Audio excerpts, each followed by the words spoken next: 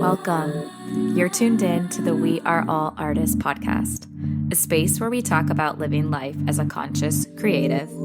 I'm your host, Adriana Douglas. Our intention is to support you throughout the process of discovering your inner artist and transforming from the inside out. Here in this space, we believe that the way out is through. On the other side is a world with more art, more beauty, and access to more of you. Thank you so much for taking the time to be here with me today. And now let's begin. Welcome back to another episode of the We Are All Artists podcast. Today I have Alyssa Donato on the show. Alyssa is an astrologer focusing on astrogeography, or your location of place. She works within the realms of the seen and unseen to support you on your cosmic journey throughout time and space, living in the Pacific Northwest in Portland, Oregon on her Jupiter line. As an astrologer, mentor, and intuitive worker, Alyssa is here to assist you on your journey of living in deep connection with the land you inhabit. In today's episode, we chat on many, many things, namely what is astrogeography and what it means to be living on a planetary line versus an area where there's open energy. And also the deconditioning process when you are moving from one line to another. Another topic that we dive into is this concept of where is home and where do we feel at home on this planet, and the missing element in astrology and what that means. Other things that we dive into, which were so interesting, are connection on completing the book, The Artist's Way, the co-creation process with your clients. And then Alyssa dives into what the Astral Academy is, which she will be launching soon. And we just chat a little bit about working with tea at the end.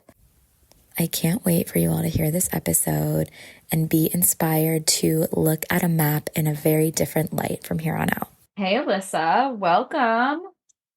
Thank you.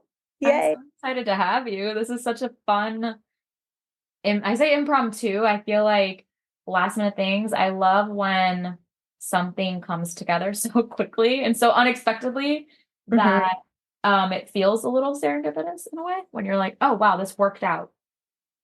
So I love it. So thank you for being on the show.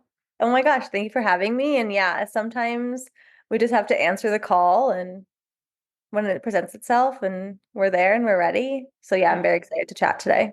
Yeah, for sure. I would love to dive in with chatting about how I found you, which was astrogeography, and maybe sharing with the listeners what that means, and what it entails.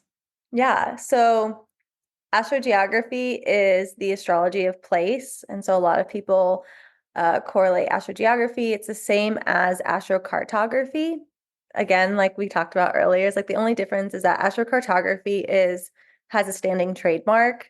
So for like business purposes, I don't really feel compelled to use that. And just in my own being, I feel really called to use the words astrogeography. It just resonates much deeper with me. So they're actually the same practice. And we look at your natal chart and how it imprints onto a three-dimensional map. So a lot of people have the idea of their astrology in a 12 quadrant system, your natal chart. And so I like to imagine if you were to stand on one side of the world and I was on the other, and we just kind of like pulled apart the chart, you would have your astrogeography. So planets that show up together in your natal chart will show up together in your astrogeography and vice versa. And there's just a lot of information we can always look at within any chart. So it's more so like, how do you read? What information are you even asking the chart, right? Like, what are you entering into the space with? What was your kind of like take on looking at your astrogeography chart? A lot of people look at this chart and are just very overwhelmed and just kind of like shut it down. So I want to hear your like interpretation. What happened? I think the first thing that stood out to me was the places that were completely blank spaces versus where there were a lot of lines. So that was one of the first major things of like, what does that mean, especially if you're not on a line or Hmm. you're far away from one. So, okay, so we can start there and then I'll keep Cool. going. So, Yeah. maybe what does that mean? So within any aspect on the chart, on your astrogeography chart, we have a planetary line, and then there is a radius around that line, like an energetic radius. Some astrogeographers will say 700-mile radius. I played with that for the first probably 2 years of readings. And then something came in, it was like, no, it's actually 400. And I was like, okay, that's interesting. I think because we're such more sensitive beings now that like 700 miles is a huge radius. Um, and we don't have to actually be that far from the aspecting point on land to receive that information. So it's like we're more highly attuned beings, so we're picking up on more information. And so 700 miles didn't really fit into like my codex anymore. So 400 miles is the radius. And then, of course, like you said, there'll be places on the chart where there's open energy, which we can kind of view as like in your natal chart, there will be houses that are empty, right? It doesn't mean that there's no energy there. It just means that we don't have something to really look into within that house, within that placement during our natal experience. And so it's an open energy space. So for some people, it feels really clear. For some people, it feels really boring. There's nothing really planetary wise that's holding you there. So just think of it kind of like as an open, breathable space. Um, a lot of people tend to not live there. Like, I don't really know many people who live in somewhere that's very open astrologically for them.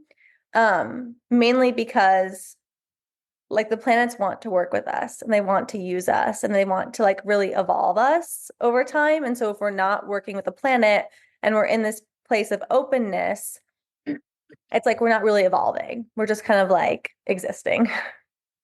It's interesting you say that because when I look at my natal chart, I have a lot of planets. So it's really like, right, the planets that are in it. So I've got a lot of houses empty and I've got like Mhm. big concentrations in certain houses. And so I'm curious, maybe that's why when I saw the map, I was like, I don't, Yeah, and is everyone's everyone here or like it's blank? Yeah, so everyone's chart is going to look different, of course, just like no two natal Yeah. charts would be the same. So it's interesting, like where you might feel open, another person feels really tethered, so on Interesting. and so forth. Interesting. So yeah, so that was one of the big first things was like the lines. And then the other thing was understanding, and I think when I saw some of the information you shared on the lines is understanding, the kind of cliche like the best line to live on, Hmm. which that can differ probably per natal chart. Like you're saying, somebody might say it's like the Jupiter line, right? That they say is like the best one. Yeah, it's such a funny conversation to have with people because not everyone is meant to live on one line. Like you said, like we're all meant to evolve through different things and different parts of these archetypes that are playing out in our lives, the stories that are playing out, our karmic patterns. There's like so much we can get into, but a lot of people will come in and be like, okay, well, where's my Jupiter line? And that's really not a individualized approach to astrology. Like it's very um like umbrella termed, and it just so happens that I am living on my Jupiter line, which is not something that I knew prior to actually moving here. Um, However, my first 25 years, I lived on a Pluto line. So, like, what I had to learn and evolve through was Plutonian energy. And now I kind of feel like, okay, I've gotten a break because that was very intense. Um, and I get to experience this Jupiter energy, which it actually was really hard for me to come into. It still can be hard for me because you're so used to operating one way, and then you're kind of switching your environments, and all of the programming that you picked up from that planetary placement now has to kind of dissolve and start fresh again. So all the Plutonian things that were happening in my life, like I was really always afraid like the rug was just going to get pulled out from under me because it had so many times in that 25 years. And it's still something that I'm like waiting for, like here, and it hasn't really happened here. But it's just like so encoded, one, into my nervous system, into who I am. And so there's a lot of deconditioning that actually has to happen when we move from one planetary line to the other. That's really interesting because I would have to probably go after our chat and look it up, but I've lived on the East Coast my whole life pretty much, even Hmm. though so like even though I've moved places, it's kind of been up and down. So like Hmm. I'm curious that the mile radius that you said I'd have to look to be like, oh, are they all within Hmm. the line, whatever line I have on the East Coast? There's one nearby. Hmm. But that's really interesting. So I'm curious if you mentioned that with where you are now, you hadn't planned to necessarily like you didn't know it was the Jupiter line. Do you feel like you're now going forward, like orienting your life to live this way where you get to choose the lines? Like, do you feel like you've Hmm. reestablished that that's something, or is it not, or is it just kind of like back of mind, but not the focal point? Yeah, it's so funny because I think about often, the medicine we need is always like what we're teaching and sharing. Like, so Yes. I need astrogeography. Yes. However, to me, I definitely am someone who identifies as like working the grid. And so sometimes there are places that will come into my frequency, like come into my awareness that I have no idea about. And I'll give this example too about Mexico, Okay. where I'm going in a week. Um, my husband and I got married 2 years ago, and we were trying to plan a honeymoon in like the middle of the pandemic. And so everywhere we were trying to go, there would be like new restrictions, new things. We couldn't get where we wanted to go. We're like so frustrated at this point because we had this like idea of what we wanted to do and it just wasn't coming through. And very last minute, I was like, well, why don't we just go to, go down to Baja? Neither of us had really gone to like Cabo or like the southern tip of Baja. Um, it's somewhere that I feel like is accessible from America. It was easy for us to get there. And we just decided very last minute to go there. And it's somewhere that just like came into my field. And I was like, what is this? Like, where is this? And then it started to feel really good. And then I looked at my astrogeography and I really don't have anything there. So there wasn't like a big Mhm. pull for me to go there astrology wise, but like intuitively wise, I was like, I'm supposed to go here. So we ended up going. We had such an interesting trip. It was so funny. Like we left and we're like, what was that? And then last year again, I had two friends who were down in Baja who were traveling, and I was just having such a hard time in the gray season. And I was like, I'm gonna come down and visit. So like I just got on a plane the next day and flew down and I love that. yeah, and I'm going back again in a week. And so even though I personally don't have any astrogeography there, I feel really called to that land and I feel really compelled to be there. And I know that there's like things for me there. There's something in the land, there's something in the elements there. And I think maybe this is a good segue to talk about when we're looking for places, Yeah. this idea Yes. of finding like home and Yes. what to search for. Um, so this is a collective feeling that you're experiencing, that I'm experiencing, where we don't know where home is, right? Something that my teacher shared with me that really I love to repeat and just give back is like, we're not of the land until we're 7 generations on the land, right? So, like America, where I was born, I'm only second generation born in America. So, my land, my ancestral roots are all tied to the Mediterranean and Eastern Europe. So, for me to feel like where is home is not a question that is so much like me. It's like all of our ancestors are not from this land, mostly, most of us. And so that means that there's disconnect between our culture, between our language, between the flowers and the trees and the food and everything. Our whole, DNA is encoded with that information. And then we are, being taken to new lands and starting to create alchemy with these lands, with this food, with this culture, with this technology. And there's a dissonance between the two. Like it's not harmonious for us to be here, right? These are not the lands that we grew up on or our great great grandparents grew up on, you know? And so it's a very common feeling for all of us to feel that. So just imagine like, okay, seven, if it takes 7 generations, I have 5 more generations of beings to come into the world till they feel like, oh, this is part of my, frequency. So I think that's such an interesting take too. Do you feel like that's I want to make sure I got it, like a North America thing? Hmm. Because like North America's newer, whereas maybe if you lived in Europe or in Hmm. Africa, you might be like, there are the generational range Hmm. you're talking about has been established. Hmm. Totally. And it's related not only to us, but to the land that we inhabit, right? So a lot of us, like, I'm not from the Pacific Northwest, and these I don't want to like go too far into like the colonization talk, but also at the same time, it is deeply part of why people feel displaced on planet Earth right now. Um, and so it's something to really look at, and not to say like I've had so many clients that were like born, raised, our 7 generations in France or in Spain, places like that, who are experiencing the exact same feelings we are. So it's not so much, being here in America, but more of like a collective consciousness thing that we're all experiencing. Interesting. So when when you look at it like that, it gives a little bit of a peace of mind that we're all sort of searching in air quotes for a more homey feeling. And you could make the argument, right, that home can be a state of mind and you can cultivate home inside. And also the one thing that I think I learned from you is the idea of you can still tap into the energy of the place when you're not Hmm. there. Hmm. Hmm.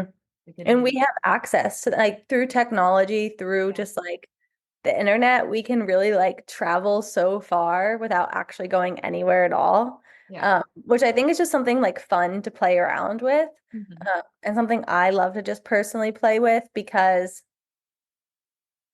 I wonder too, like how much of this is related to like when people talk about us building the new earth, right? When we're building a new earth, which is actually right now, this idea of home, I think, is more intentional with our communities, with who's in our energetic sphere, and less about like what place am I in? Like what city is this? Or whatever, it's like a state of being rather than a state of like occupancy, which is just like where we live. That is so helpful. And it's literally like my light bulb is like going off because I have a tarot card. I think it's one of Rebecca Campbell's decks. And it talks about keep holding the vision for the new earth. It was like a keep holding the vision. I Mm, think it's hers. I'd have to go find it. I will look for it after this. yeah, I want to see a And picture. I've always, in some ways, understood that concept, like you're saying, like of the new earth. And but sometimes the holding the vision part can feel like as an individual supporting the collective mission, I'm like, how do I hold it? Like for how long? When's it coming? Hmm. What do I do? But what you were just saying about it being more of like a state of being versus um I forget how you just said it, like establishing a place or Hmm. taking up a space. Like that's a really important distinction, I feel like, to chat more about this idea that it's not necessarily about like Hmm. parking yourself in place. Totally. And there's a lot of different like paths that we can look at this from. Like we can look at it from your astrogeography, or we could look at it through your astrology, which something I love to teach about is the missing element, which Deborah Silverman came up with this idea. She's another astrologer. She has a really wonderful book about it, even though Chinese medicine has been doing this forever. It's kind of like looking at your elemental makeup and starting to fill in the gaps, right? Like, where are we missing? And so I'll just give my own personal example, which is that in my tropical astrology, I have no water. Like, I Okay. have no water in my chart anywhere. Okay. So part of an important thing for me is to be near the water. Like I need to fill in that energetic gap of me not having water. So I love to go to the coast here in Oregon. It's literally one of my favorite places in the whole world. Um, I love the rivers here. I swim in the rivers all summer long, and I swim in the pool here. Like I am in water all the time because I know that that is like my element that I need to bring into my reality to start to have this like feeling of wholeness, right? And so Yeah. it's the same in Ayurvedic principles, it's the same in Chinese medicine, where you're kind of filling in gaps to what your element is missing. So, like, for example, someone who's missing a lot of fire could potentially be called to places like Costa Rica or Bali, where there's a lot of volcanic energy, where there's a lot of fire element in the earth. Or maybe I know you said your environment earlier was mountains, right? So, like, you knowing, I don't know how much earth is in your chart, but I don't know like, what to tell you. Is it just the number of signs? Like yeah, the so I have whatever 5. one you Okay. have five Earth, Fire 2, earth 5, air 1, water 2. So maybe air. airs are missing So element. what does that mean? So you would want to be somewhere where you can almost feel like you can breathe fresh air. So like a city actually probably won't be best for you to live in. You want to live somewhere that's more rural, that you can just walk and there's like this quiet calmness, you know. Um, Even though saying that, I feel like Virginia would kind of like fit that. It's interesting. I actually don't even know if I'm reading it right, so we can take that off. It's how many planets are there, right? It's how many planets are in. Yeah, in a air sign. Yeah, okay, yeah, I think it is. Anyway, we can Yeah. talk about that offline. But yeah, for the concept for the listeners, it's more like, okay, how about we run through, you talked about fire a little bit. How about we walk through each of the 4 and Yeah. like what you might want to gravitate toward if you're missing that element. Cool. Yeah. So, like, my example of water is, and I don't have to live on the water. I did live on the water actually for a year and I loved it so much. It was the sound. So, it's a little bit different. Every water element is going to look different. The sound is, salty and calm versus an ocean, which is like, salty and has big energetic charge versus a river. Um, So water is an easy one. And people think like, oh, I'm a Pisces, I should live on the water. And that's true, yes, like you feel very at home there, but there's not this element of completion in your chart, if that makes sense. Mhm.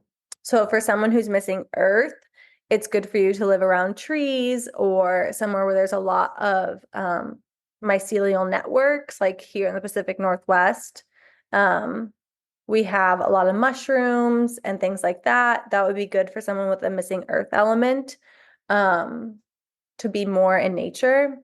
Someone with a missing air element, again, somewhere where you can like breathe spaciously and there's like this cleanliness to the environment, um, less of a city element. And then fire would be somewhere where there's either, it's so interesting because like here I have kind of all the elements working with me. Like we have volcano, like Mount St. Helens Okay. is right here. So that is a fire element, you know.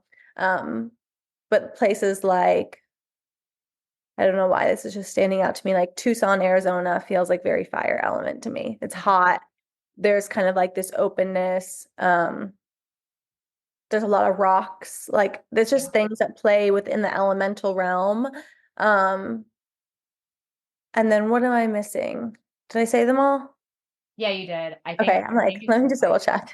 I think it's such an important, like you're saying, I feel like the elements are the missing element, like in a way, like that is really a helpful tool because there's so many ways that you can look at choosing a place to live or to vacation or to have Right. a short stay. And so I guess it's more about what do you need at that period of time. And like you were saying, you're like, I spent so much time on a Pluto line and now I've moved to a Jupiter line and like there's just a different maybe set of lessons and Totally. and that it's and also being okay with, I was going to say, if you're like we were talking about, if you're not necessarily led to live on a line, like if you're not being called to live on a specific line, if you're just like, it's okay if it's like what you were talking about with Mexico, where you're like, it's just hmm this place called to me. That's it. hmm I think I definitely get stuck on the which place is it, which I think now as we're talking, I'm like, it kind of matters less, hmm like the name of the city. Totally. More It about really does. And I think we just like our egos love to identify with that, like I'm here and this is my place. And it's like you can have that feeling literally anywhere. And it's more about like that inner cultivation of like, yeah, even though this place feels hard or this place feels easeful or whatever it is, it's like I'm just tapping into my own essence and letting that come through my experience. Um, and even when it's hard, like I think the one thing that we run into so often, and I run into so often doing this work, is like people want to really like run from the hard things in their lives instead of just confronting them. And like there's so many different practices like Buddhism versus like yoga culture versus like any type of spiritual practice. They're all going to tell you different things, but it's kind of like the underlying current of our society is like when things are hard, like we can just, dissociate and run away and they're not real then. And that's not really the case for your astrology. Is like we don't really have a choice. And so we can either show up and know that this is going to be a hard season of my life and I'm ready and I feel prepared and I have my tools and um yeah, like this year for me specifically astrologically is going to be hard. Like I looked at it for myself. I did my own inquiry. I'm entering into an 8 year in my annual perfection. Collectively, we're in an 8 year, which shows up, in astrology as challenging. It's like the year of the death card. It's a hard year. And so I know this, and so I have to be very diligent about my practices and relying on people, that I love as my support network and feeling really good in my home, no matter where that is. If I'm here in Portland, if I'm in Mexico, or if I'm just traveling, whatever that is, um, I've got the tools at this point in time to really like get me through. And instead of feeling like people need to run from that thing, I just ask like, how can we resource ourselves better instead of trying to fight that feeling? I love that you share that because it's like the quote, wherever you go, there you are. And it's like, Yeah. yeah, it's a good lesson, I feel like, at least for me, of not using the tools in a way that bypasses, where you're like, oh my God, like that line over there looks way better. I'm gonna like Right. go ahead and shuffle my way over there and being like, oh, this is the totality and the wholeness of the chart, and like this is what's about to like unfold, kind of like Mm-hmm. no matter where I am. Totally. Mm-hmm. And we want the easy fix always. We want the easy answer. We want, to just get to this like place of enlightenment. And that's not the case. And so it's such an interesting, yeah, thing to navigate between feeling like a glorified travel agent sometimes. Okay, yeah. Ah, Yeah. I feel that. And also it's like what I'm teaching most often is like deeper embodiment, deeper awareness. Um, yeah. So Okay. And you were talking about the numerology, and mhm. I just learned about that, I think this year or in the last year. Like I never, some things sometimes don't ever call to you, and then sometimes you're like, oh, why does this like keep appearing?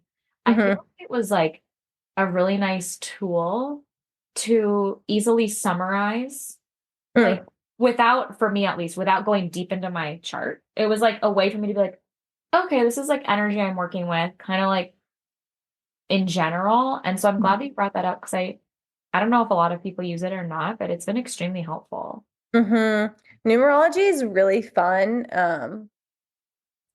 I'm trying to think of the first time I studied numerology. I was probably like 17 or 18. Someone gave me a book and I was like, and I just remember like going down a dark hole of numerology. And I was just like, I would make like note cards and I would just like study them. And I don't remember anything about that now at this point in my life, but I was really into it for a while. And like, it's so interesting. We can put it in the terms of astrology, or we can put it in the Yeah. terms of numbers, or we can Yeah. put it in the terms of place, but it's like we're just talking energy. Like at the end of the day, we're talking about energy. And so you can True. identify and categorize that however you want to, that feels like it resonates with your being. Like if it's the tarot, great. If it's astrology, great. If it's, just praying, great. Like we love to overcomplicate things, but like in the simplest form, we're just talking energy.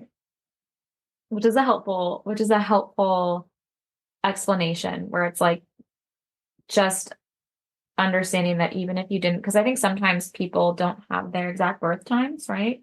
Mm-hmm. And so that maybe they sort of feel excluded from some of these calculations of like being able to actually see a full chart, right? Do you have feedback for those that like don't have their birth time? Yeah. So there's a couple different things you can do to, you can hypnotize yourself. You can go into your subconscious to pull out your birth time, which is really crazy. And then you can also body test, like muscle test your birth time. Some people use a pendulum. There's a couple different like intuitive ways to do it. It's so That's cool. interesting because I my mom had told me my birth time growing up was like 9 p.m. or something. She's like, it's like 9 p.m. And I was like, okay. So for a long time I used that. And then since probably like beginning of high school, my favorite number was 47. And I would see it everywhere. And I was like, I love this number. It's just like my lucky number. It feels like spirit like delivers me a message every time I see it. Even my house number now is like 47. Cool. And my passport had gotten stolen in Paris, or like I lost my passport in Paris, and I had to apply for a new passport and I couldn't find my birth certificate, so I had to get a new one. And it came and it was like birth time 9:47. I was like, no wonder why I'm obsessed with this number. Like I just intuitively knew, but I actually had no idea. And yeah, like I even have a tattoo of 47. Like I just love that I love number. that. I didn't know that the birth certificate had the birth time. I feel like it must depend on, Not everyone's. yeah, I was gonna say that must depend on where you live. Yeah. But that is pretty cool how it works out like that. Hmm. And just to know that people can have some answers even if they don't have the time. I think you're right. It's like you probably at some point are like, no, that feels right. Because if you pull your chart and you have an approximate time and it doesn't feel right, you'll probably know. You'll feel it. Like, this chart feels right. It's like, um, and this happens with my best friend a lot because I look at her human design and she's a projector and I know her and I'm like, you're not a projector. Like, I'm so sorry. Like, you're just not. Like, no matter how much conditioning you may have, this is just not right. So we kind of had to play with her timing a lot and we still haven't really found. And this could be like a thing that goes on for like years, of like you doing some sort of self-discovery around when you were born. So a curiosity that I have is how when you're studying, well, I guess astrology first, or would you say you have to study astrology first to then get into astrogeography? Like Mm, how does that work? they're so interchangeable. So it's really funny. I found astrogeography when I was working through the artist's way. And I think I was on week 8 and I'm writing this list. And she tells you to write all the things that you love, right? All the things that you're passionate about. And so I'm like, okay, astrology. I love astrology. I love studying humans. I love the stars. I love kind of like the esoteric, I don't want to say like conspiracy, but like I love reading about them.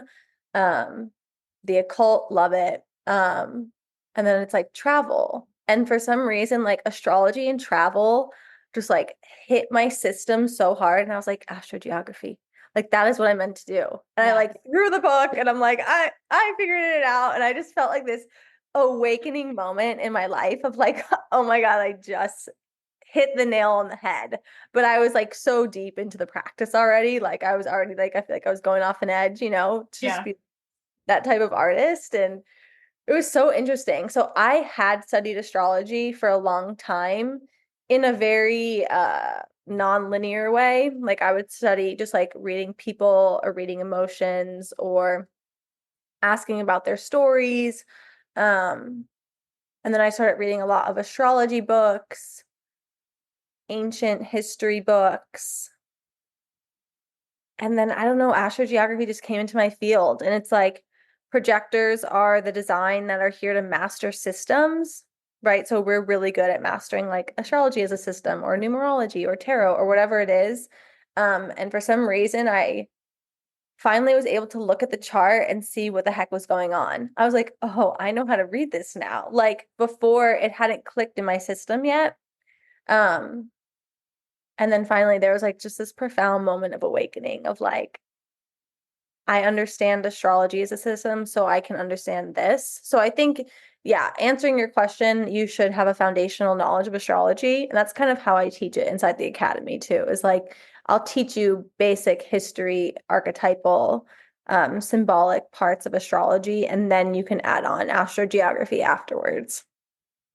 That's amazing. And I'm glad you shared that because one of the things that, well, one of the ways that I dove into in terms of rediscovering my artistry was through the artist way. Yeah. And I'm actually doing a creative cluster right now. As the first time. I did it on my own the first two Yeah. times. And then now I'm um doing a creative cluster with another person and I'm really excited to see how it turns out this time around. But it's like that book is no joke. These It's things no fly out joke. at you. These things fly out at you, and you're like, what? You're like, where did that come from?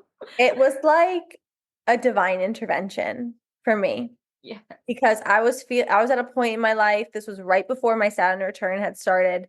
I was feeling very unfulfilled in my job. I was really good at my job, but I was not like feeling like this is my purpose or my path. Um, and it's like, spirit just knocked me on the head and was like, wake up. And I was like, okay, I'm awake. I will figure this out now. Same, same. You're like, oh man. And I think I got the book. Now that you say that, I think it was right before the Saturn return or during when I got. Mm. So I don't know if that's I would have to like pull Saturn listeners return up of theme. Yeah. common, if that's a common theme or not. But it was kind of like knock, knock. Yeah. And you cannot ignore the call for it either. And it's such a profound, profound system and practice. And yeah, I did it in a cohort once after that, and I really loved it. Again, during the pandemic, I was just feeling like so bored. I was like, Mhm. I need to do something. Yep. And so Yeah. I joined a group, and it was wonderful, and everyone's insights were so deep. And yeah, I'm definitely someone who processes a lot better in community with others.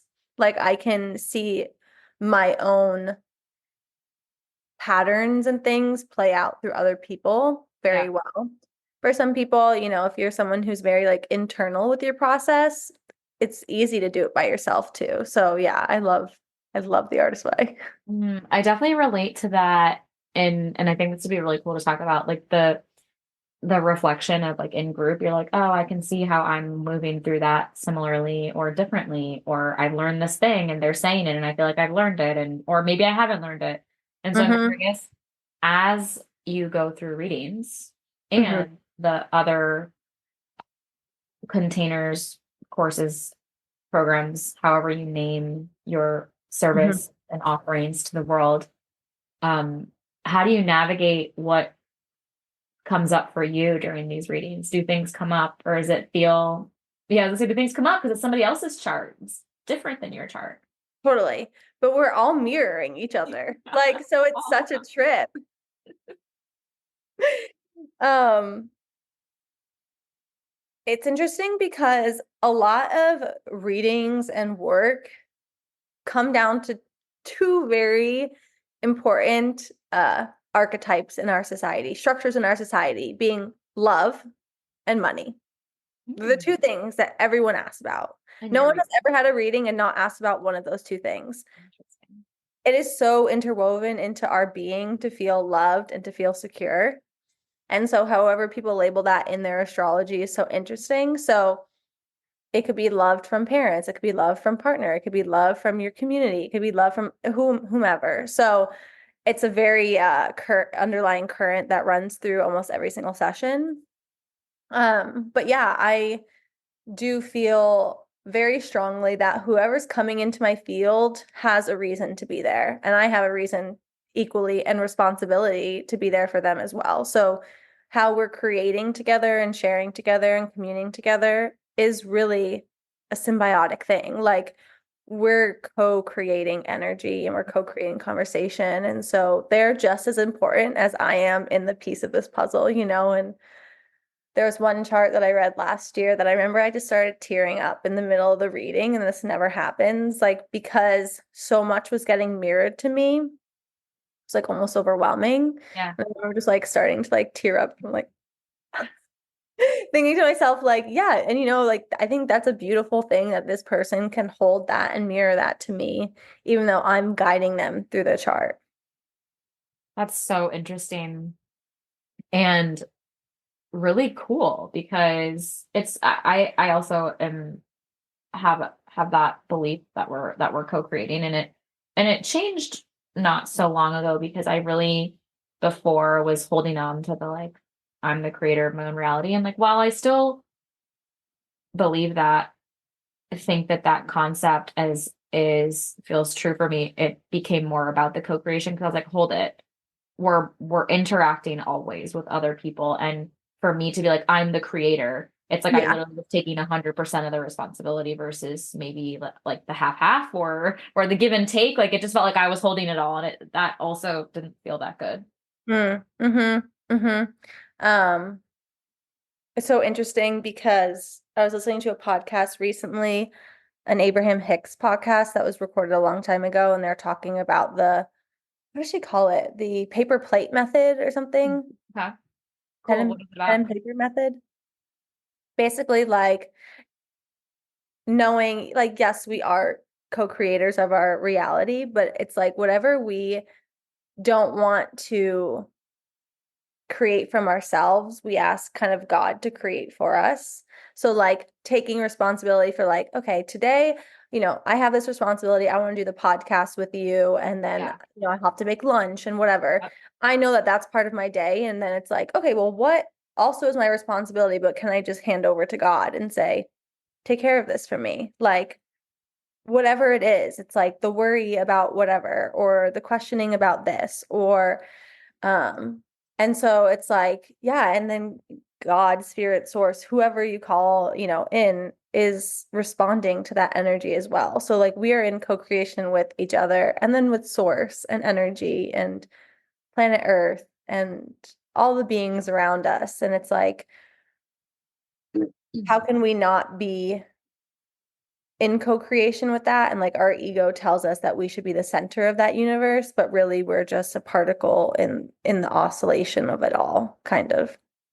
As you're saying that, I find that I've never in my mind, I'm like, I don't think I've ever considered it that way of like, oh God, can you handle this? Like, I feel like Yeah. sometimes we go in desperation when things get really rough. Like, we're not like on a day to day, like, oh, could you handle that Yeah. minor detail for me? Like, could you maybe sort this out? Because I am, serving in a different way. Totally. I think that that's really, really, really cool and interesting. Yeah. And the co-creation piece that we just started to talk about, and we talked about this a little bit before we press record, but I think it'd be awesome for listeners to hear is this idea that, well, our astrology, or we talked about, right, your maybe numerology, even astrology, numerology, human design, how like we can harmonize together with what is, in air quotes, missing from the chart, just like we were talking about the elements, but with our relationships and how that can actually be supported versus like the I would say, I was telling you about the narrative where everybody's like, you have to be whole. You can't let somebody else complete you, which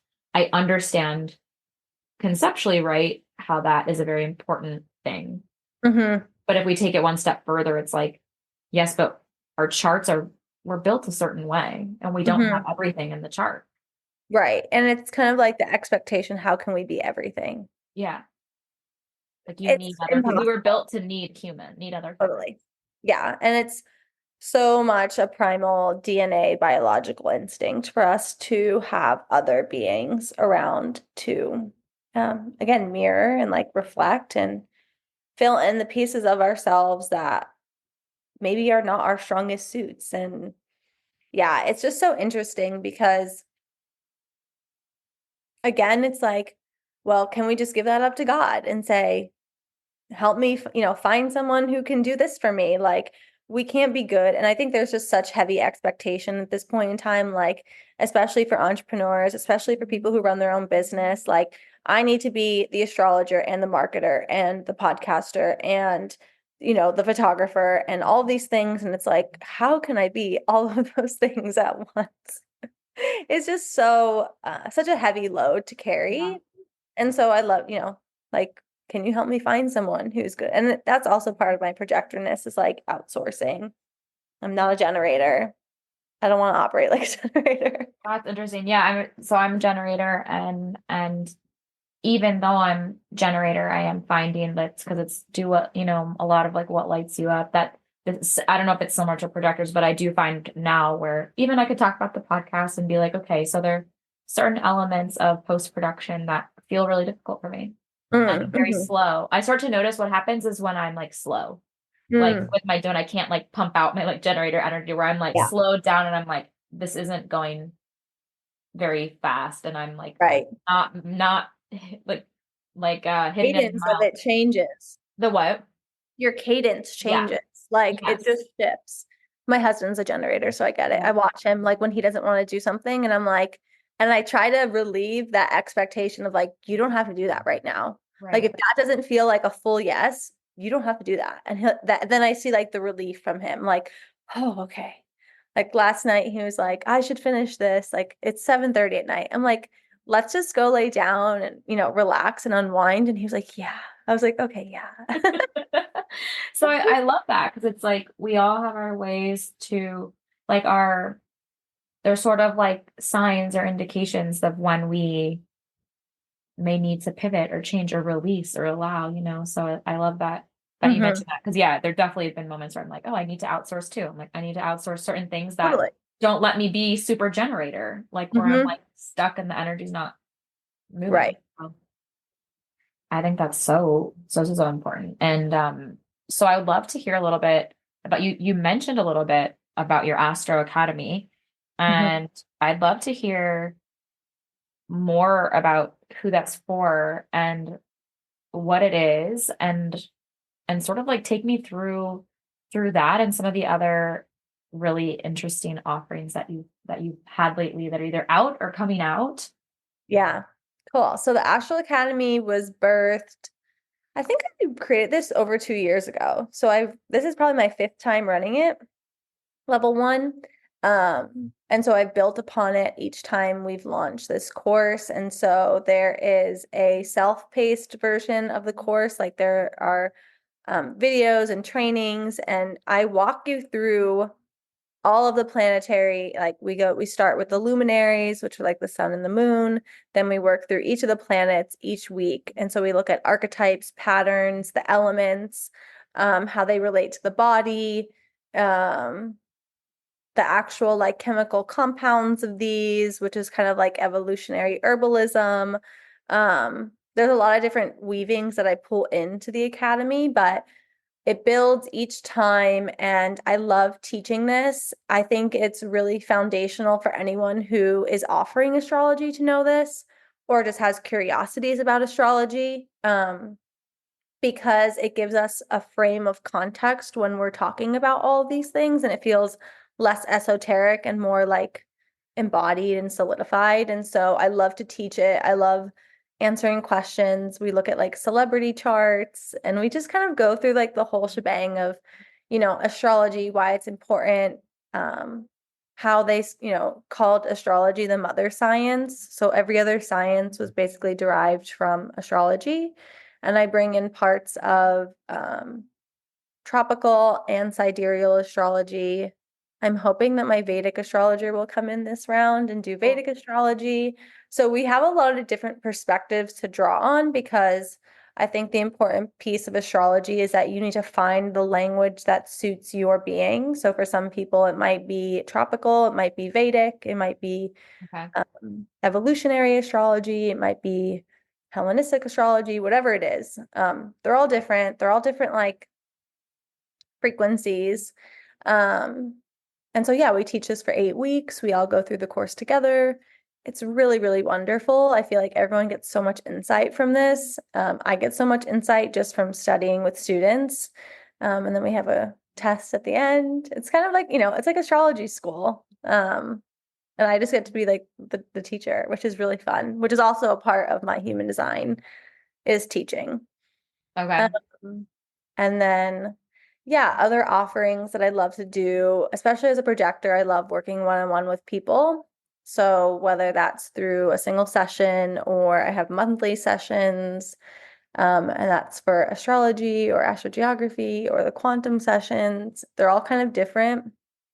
And they're just things that I've kind of created over time that really resonate with me and have helped so many people. And it's kind of like this melting pot of practices and modalities that I've been studying for the last like however long, 15 years, at least. Probably actually longer than that, probably like 25 years, because growing up, I had a lot of spirituality just in my home. So I was definitely like opened up to this level of consciousness very, very young. And so it was very normal for me to talk about these things. And then I realized like no one else is talking about this, like I should just be quiet.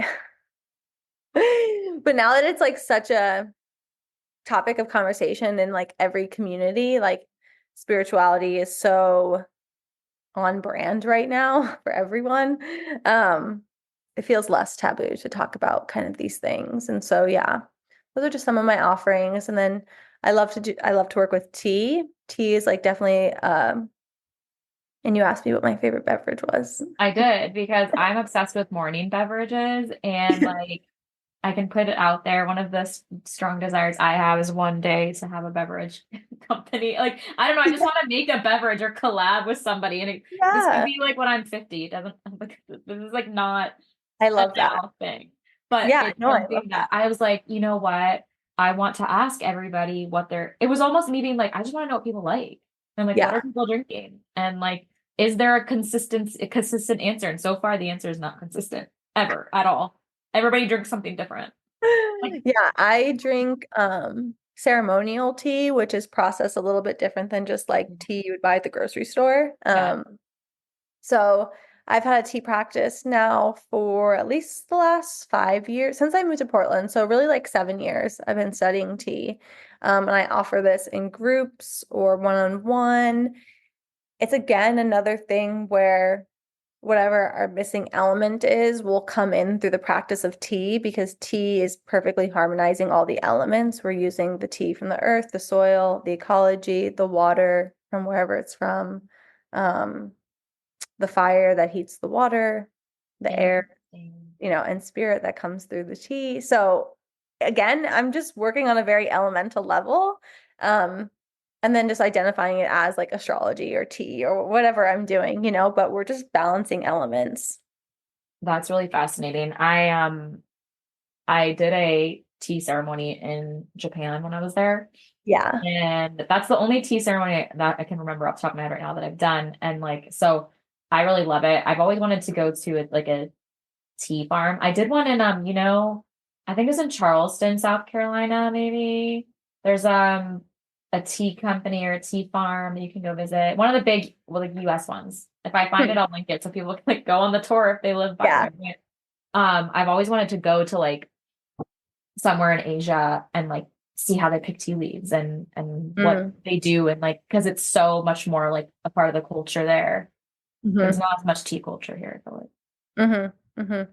Yeah, it's so I've been to the tea farms in Asia and they're amazing. So yeah, they're definitely worth checking out. And it's just another a practice that really grounds me, that brings me in, something that I love to offer with other people. Like when I open up the tea ceremony, I ask people all the time, like, who here has drank tea? And everyone raises their hand. And I'm like, who's drank tea like this? And like no one raises their hand. And then everyone's minds are blown at the end. And I'm like, yeah, it's very, very different energetics, working with ceremonial tea versus it's like, yeah, if you went and bought Hershey's chocolate versus working with ceremonial cacao, they're going to show up different, Mhm. So it's kind of like how I like to explain it. And they're just kind of things that are in my toolbox and that's always evolving. And I stay open to that evolution too, for sure. Are there any things, now that you say that, are there any things that have fallen away over time that you no longer maybe resonate with from a toolkit perspective? I don't know why I'm asking that, but that's what. Kind of, yeah. I used to be very devoted to my yoga practice.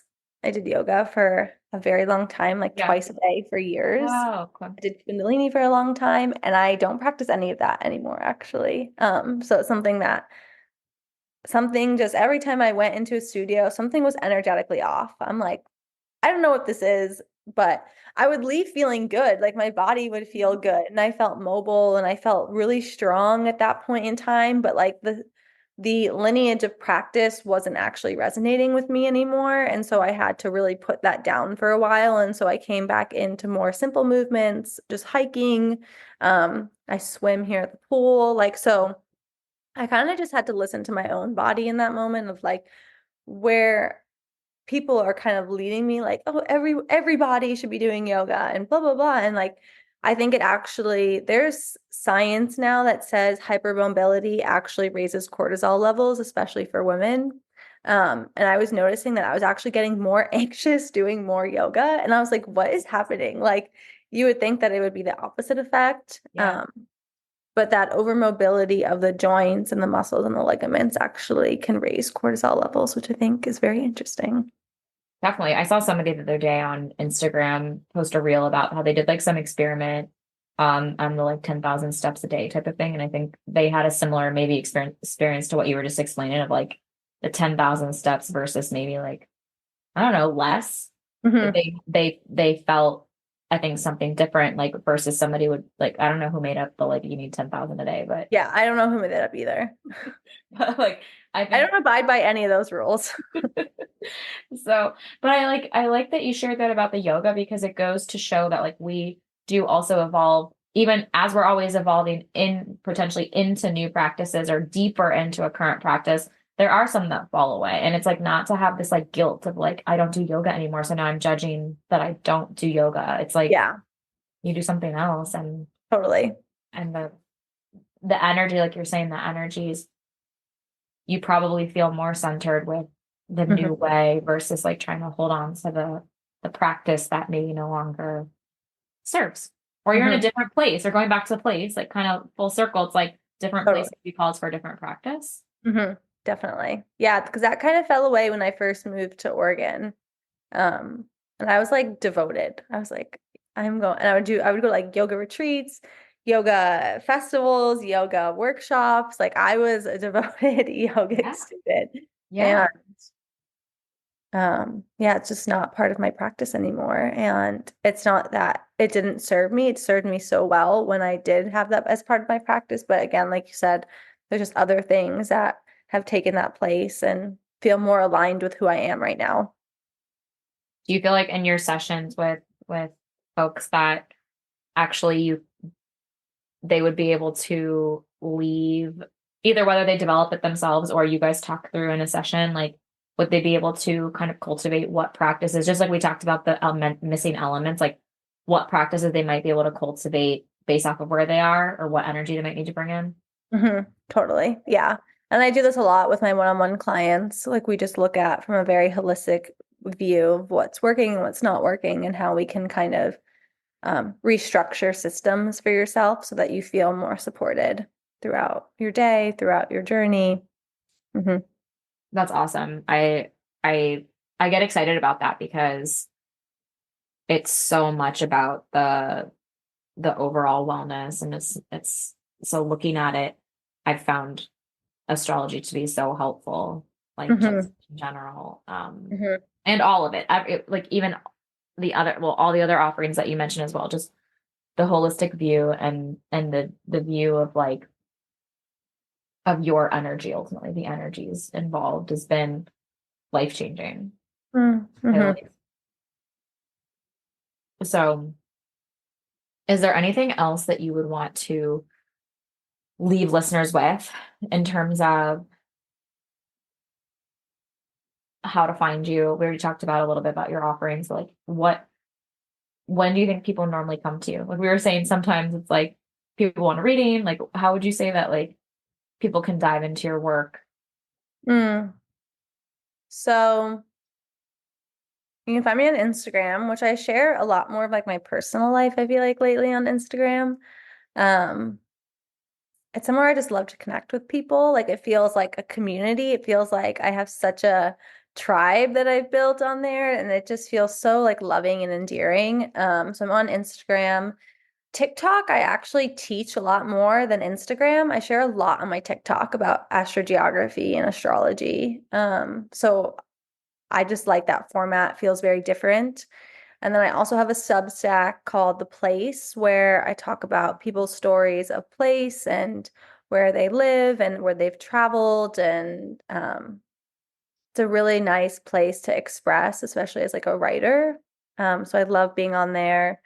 And yeah, my one-on-one sessions are always open, the academy. I feel like I've got a pretty good diverse landscape at this point in time for people to like, does this feel good or does this feel good? And I'm definitely moving over into the place of like long form content. I love creating on Substack. I love writing, these like travel guides and articles and interviews. I think those are really fun for me because we can capture so much more of the picture rather than like a 3-second piece of information that people scroll through, which is very hard as a content creator. Yes, I love the long form. That's definitely a big part of this too, where I'm like, we get to talk through all these things and it's not Yeah, just a quote. totally.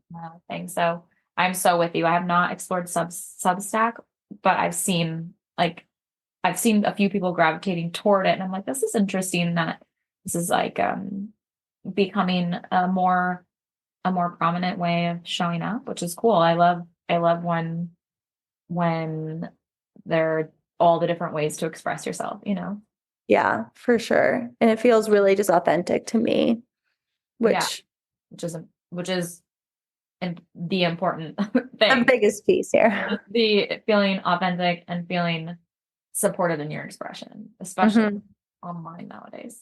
So yeah. So I really appreciate you coming on the show. Thank you so much for this conversation. It's been eye-opening for me. I've got a lot of like little nuggets that I'm excited to explore from it. So Cool. I hope that the audience also has like little nuggets that they're gonna go look at too. Perfect. Yeah. Thank you so much for having me and having this conversation. And I hope we, continue to have conversations like this more and more. Same. Thank you so much for tuning in to today's episode. I hope you learned something new and embrace being the student of your own life until the time we meet again. If you'd like a way to support the show and to hear more of this content, I would be so grateful if you leave a review wherever you listen to your podcasts and take a moment to hit the subscribe or follow button so that you get notified of new episodes. I'd love to stay connected with you on Instagram at weareallartists with 3 L's. I can't wait to get a DM from you hearing what you loved and what topics you desire to hear more of. I appreciate each and every one of you so much. I'll talk to you soon. This podcast is for entertainment and general informational purposes only. I am not a licensed healthcare professional, and this podcast is not intended as a substitute for the advice of a physician or other qualified professional.